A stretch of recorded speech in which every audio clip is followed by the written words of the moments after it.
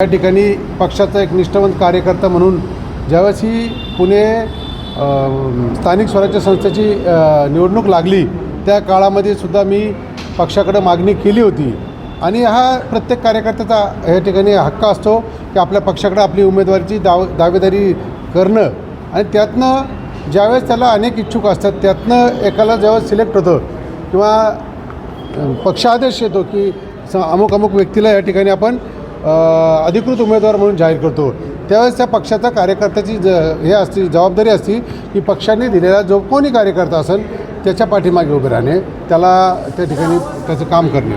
तुमची डोळे पाणावलीत काय आज दादा असते तर वेगळे चित्र असतं काय? खरं तर तुम्हाला सर्वांना माहिती आहे आज त्या गोष्टीवरती बोलण्यात हे नाही आहे. दादा असते तर मला वाटतं प्रत्येक गोष्टी वेगळी असते. आज फक्त दादा नाही आहे म्हणून असं काही झालं असं मी मानत नाही कारण का दादांच्या वेळेस प्रत्येक वेळेस काय असं काही ना काही सिच्युएशन समोर येत असते आणि त्या पद्धतीने निर्णय घ्यावा लागतो.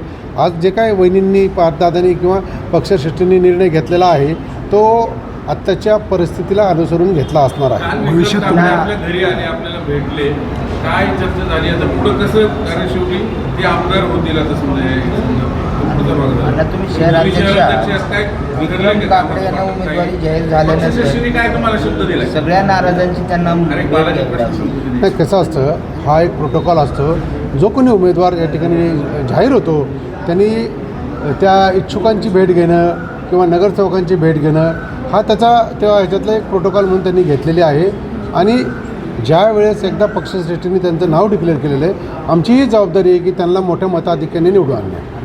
पक्षाने तुम्हाला काय शब्द दिला? आता शब्द आता कसं असतं एक लक्षात ठेवा ज्यावेळेस पक्षश्रेष्ठींनी मला सांगितलं की तुम्हाला वाऱ्यावर सोडले जाणार नाही त्याचा अर्थ प्रत्येक गोष्ट खुलासा करणं की प्रत्येक गोष्टीचं एकदम डिटेल बोलण्याची गरज नाही कारण त्या वेळेस ते निर्णय होत असतात आणि निश्चितपणे त्यांनी ज्या पद्धतीने मला बोलवलं समजवलं त्यातनं मीही कन्व्हिन्स आहे की भविष्यामध्ये जी काय संधी येईल ती मला देतील. महाविकास आघाडीचे जे उमेदवार आहेत त्यांना देखील त्यांनी विनंती केलेली आहे काकडेंनी की माघार घ्यावी म्हणून. तुम्हाला काय वाटतं की शरद पवार साहेबांच्या आता वळसे पाटलांनी देखील त्या गोष्टीवरती मला भाष्य करणं तितका मोठा मी आज झालो नाही की साहेबांनी काय करावं याच्यावर बोलण्यात म्हणून तुम्हाला वाटतं का प्रत्येक उमेदवाराला असं वाटतं आपण बिनविरोधी आहोत पण आज तो सर्वस्वी निर्णय हा पवारसाहेबांचा असणार आहे आणि त्यांच्यावरती भाष्य करणं मला योग्य वाटत नाही कारण मी एवढा मोठा नाही. मुद्दा असा आहे पवारसाहेबांचे शेवटी मवियाचे उमेदवार आहेत आता त्यांची इच्छा आहे की वडिलांप्रमाणे त्यांचं बिनविरोध व्हावं मान्य आहे पण शेवटी मविया विरोधात आहे ते पॉसिबल वाटतं का तुम्हाला? प्रयत्न करायला काय हरकत आहे. आज प्रत्येकाने प्रयत्न केले तर कधी कधी काय असं माणूस वाट बघत असतो कोणीतरी मला विचारावा आणि त्यातनं त्यांच्या मनामध्ये तशी हे झाली की आपल्या महाराष्ट्रासाठी आज जी देशामध्ये परिस्थिती आहे त्याला लोक त्रस्त आहेत त्याला कुठंही त्रास होऊ नये त्या पद्धतीने निर्णय घेत असेल तर आम्ही त्याचं स्वागत करू.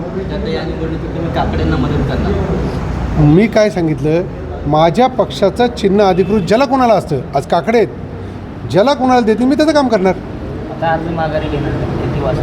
आता मी दादांचं आता इथे येऊन फोटोला हार घालून नमन केलं आणि आता मी कलेक्टर ऑफिसला जाऊन माघार गेलो. तो त्यांचा वैयक्तिक विषय आहे मी त्यांच्यावरती भाष्य नाही नाही नाही हे सगळ्या चुकीच्या गोष्टी आहेत. आज मला नाही मिळलं म्हणून मी उगाच टीका करायच्या हे माझ्या तत्वांना मान्य नाही.